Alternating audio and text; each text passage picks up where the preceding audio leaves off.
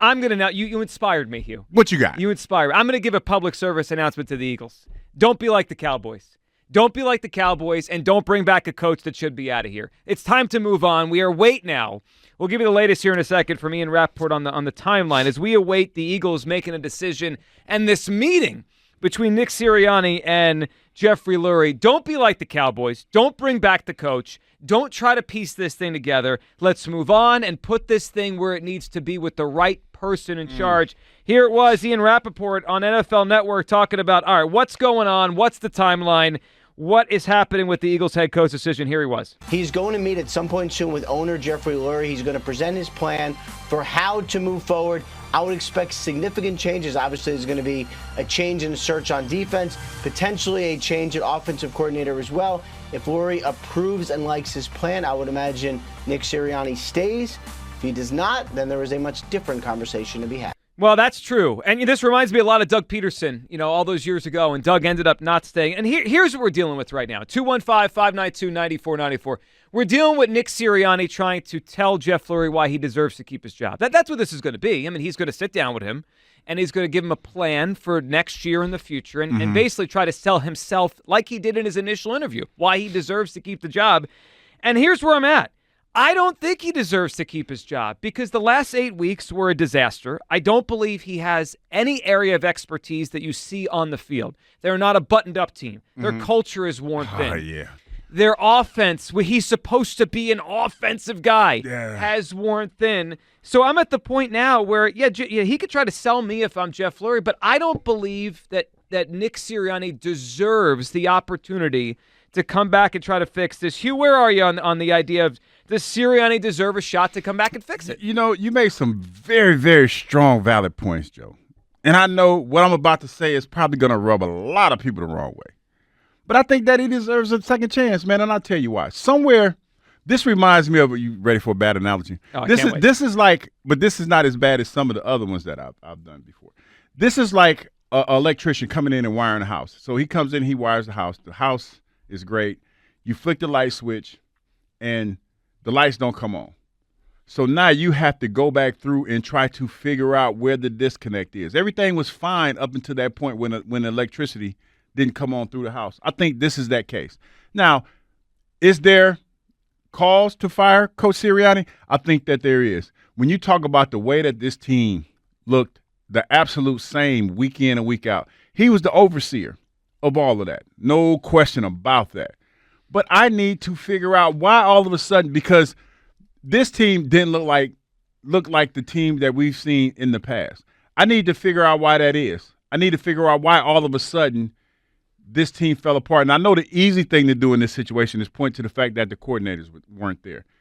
That's the easy thing to do. But I think it's deeper than that. I think the fact that you've had other players, veteran players that are highly respected in this organization come out and support Coach Sirianni, that should tell you something, that there's a disconnect somewhere, because we were of the mindset that he lost the locker room, he lost the players.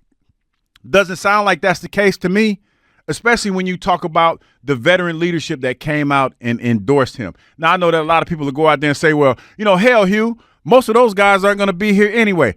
But their voices and their endorsement still carries a lot of weight, Joe. Still carries a lot of weight. Well, and that was yesterday, and we'll play some of those for you over the course of the day. I'll go with your analogy, Hugh, the idea of the electrician, right? That wasn't a bad one. It wasn't a bad one. I'll follow it up, though. Let's say I have an electrician that comes to my house, okay? And he comes multiple times over years, right? This is now year 3 of Sirianni.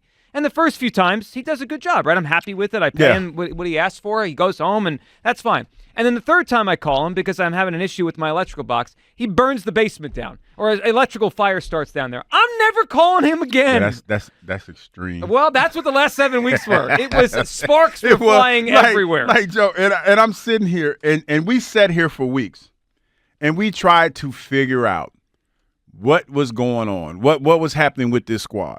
And we couldn't put our finger on it. And it just looked disjointed. They didn't look connected and all this other stuff.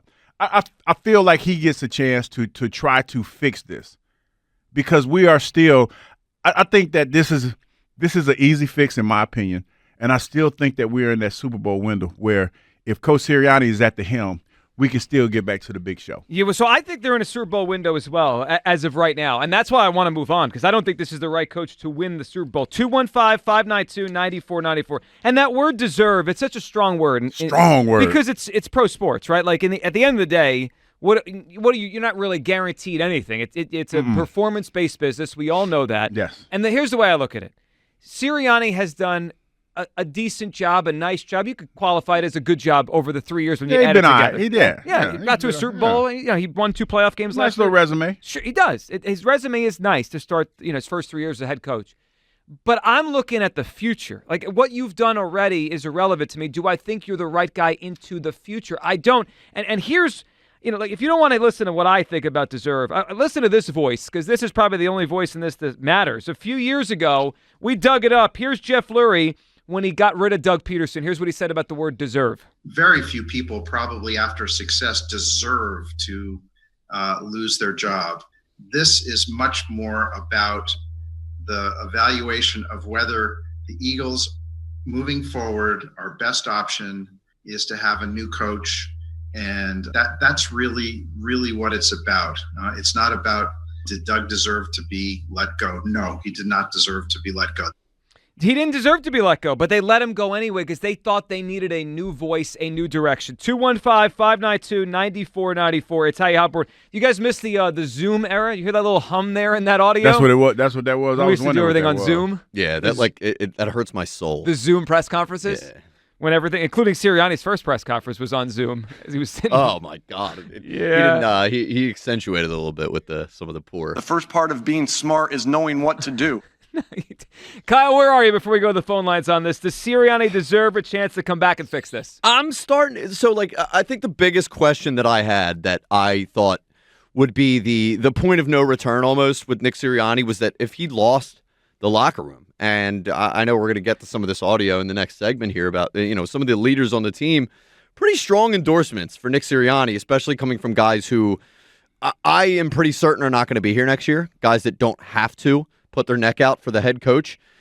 I'm starting to lean towards a theory here, guys, that it's not Nick Sirianni that lost the locker room and that it might be somebody else. So I think with that in mind, I would try and give it maybe, if he has a good plan, he goes into to Jeffrey Lurie's office with a good plan, 2 good coordinators, how they're going to get this fixed.